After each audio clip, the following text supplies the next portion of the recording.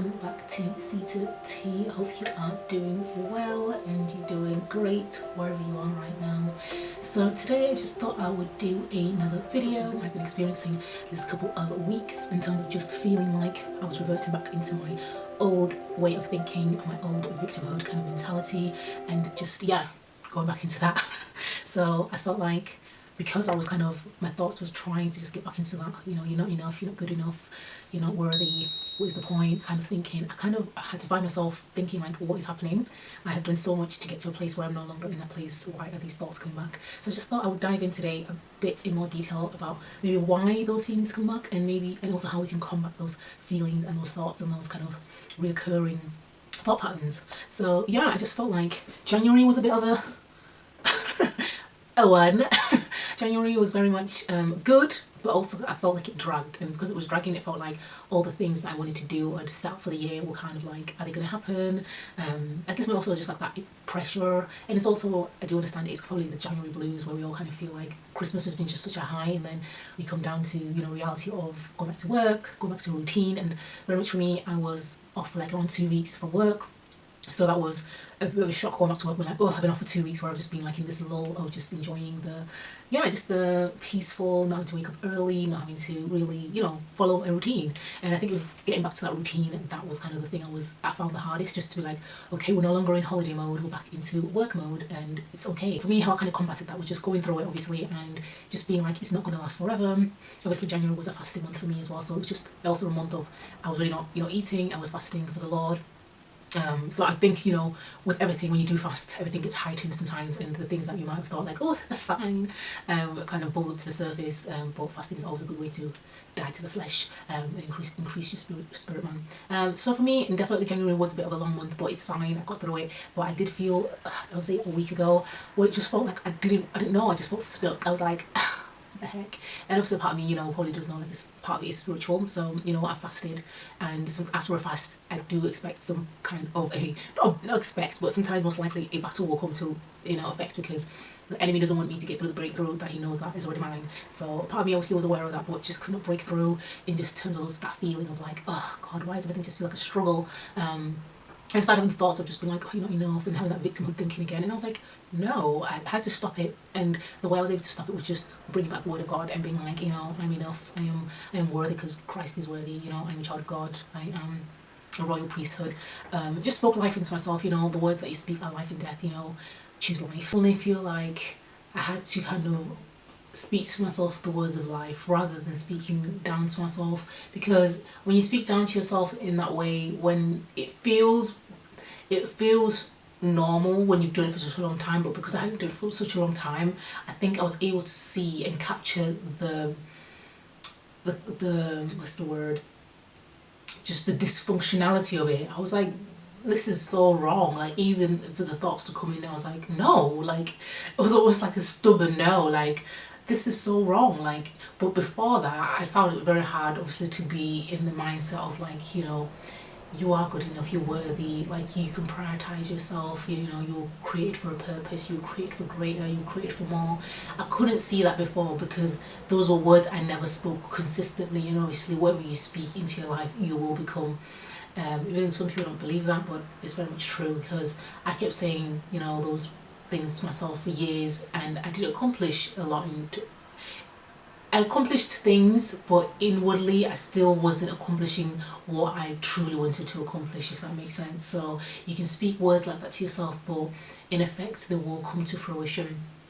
And for me, I think it was it's the joy of knowing that I was able to fight through that, and that was a win for me, even though it was not great feeling that.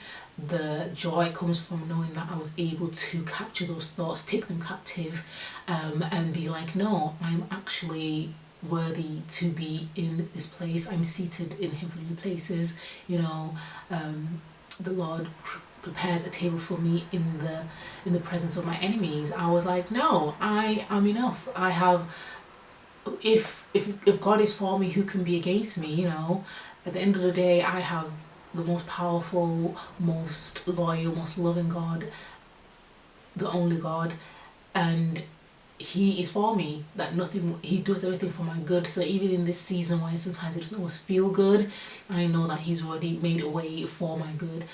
So I just want to encourage someone in this video today more than anything to be like, if you're feeling like your mindset or your habits or your certain thought patterns are kind of trying to lean back into what you used to be, you can fight those, you can do it, because you have come to a place where now your mind knows the truth, but you're also, your spirit is fighting you in another way, your flesh is fighting you in another way to kind of get you back to the old you. So don't think that you're alone, don't think that, you know, what's wrong with me, you know, I've done so well to get to this place and now I'm all, you know, I'm starting to try and dabble back into the bad habits and the bad behaviors. Don't see it as that.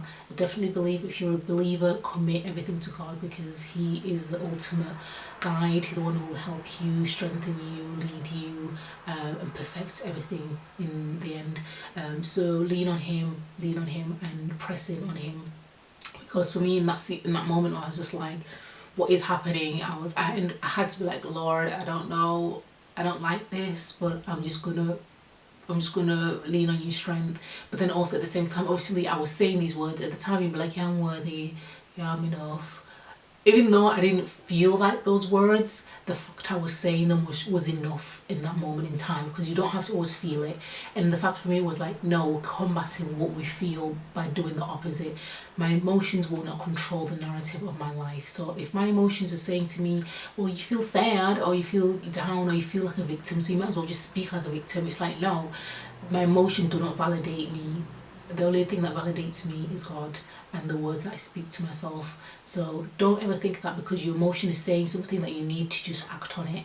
There's too many people walking around in this life doing that, and hence why we've got a lot of hurting people, because they think their emotions are valid, therefore they need to speak them, they need to verbalize them, rather than being in wisdom, being like, is this required? Do I need to say this? Is this something that is going to actually be fulfilling to someone's life? Or is it just because I'm feeling an emotion that maybe I need to look inward? There's an inner conflict within myself that I need to tap into and unveil and see. Maybe it wasn't them, but I'm the one that either interpreted something or I was offended because I took on offense. So things like that. A lot of people are doing that in life, where they're just speaking things, hurting people and thinking, well, I felt this way. We all feel. We all feel. No one says that your emotions are not valid, but at times you need to understand there are emotions that are not always valid at that moment in time. If you're angry, you're going to say things that you don't mean because you feel in that moment in time that you need to defend yourself, therefore you're going to go for it. So think about your emotions as well. At times emotions can seem so validating, and sometimes they're good to understand, you know, joy, peace, happiness, all these good emotions. And at times you can feel validated, like, yeah, I'm angry, you know, I've been embarrassed, I've been, you know, offended, but also be like, that offense, you don't have to take it on for yourself. You can be like, you know what, I felt offended, it was me that took on the offense, because that person could have said it in a way that was not offensive in their eyes, because their interpretation of it was, I was just telling you the truth. So, you know, the guise of, you know, my truth kind of thing, and then people be like, I was offended. Everyone will always be offended at something, in terms of if you tell them the truth, if it's not the truth, people will be offended. So don't ever think that, you know, emotions should control you. So I'm just encouraging you to be aware of that too. So yeah, I hope I've encouraged someone today in terms of just helping you guys to see that if you are in a place sometimes where it doesn't feel like, you know, the best place, continue in the, you know, in your thought process that you're in the positivity, in the gratitude, and walking in peace. You know, choosing to continue doing your morning routine can be hard when you're having a moment where it's like life's just not great. And I felt that, I will be honest, I have missed some days where I've had my morning routines because it's been like, I feel crap. And last thing I want to do right now is meditate. But the moments where I have chosen to do that and be in the presence of the Lord and just meditate have been probably the best ones, where I'm being like, yeah, I needed this, because even though my emotions were telling me otherwise, my spirit says you needed this. So press in, push in. I mean, on the days where I didn't want to journal, I've had moments where I didn't want to journal, it's choosing those moments to press in. And like I was saying, I'm not perfect at all. I had moments where I've just been like, I can't.